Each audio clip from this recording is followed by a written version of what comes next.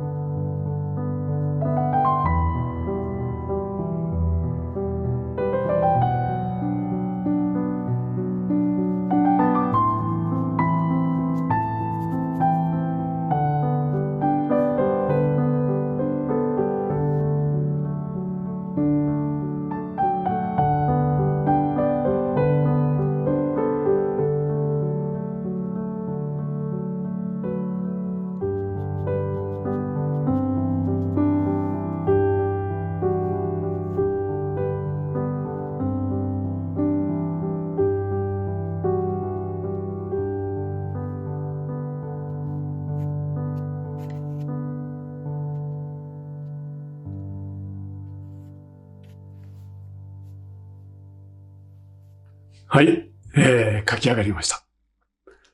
ね、どうでしたか？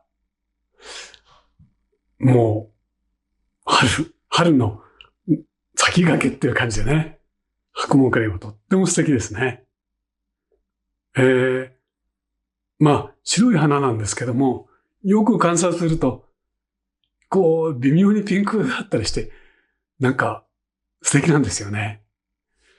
もしね、お近くに白毛花蓮ありましたら、手に取ってみてください。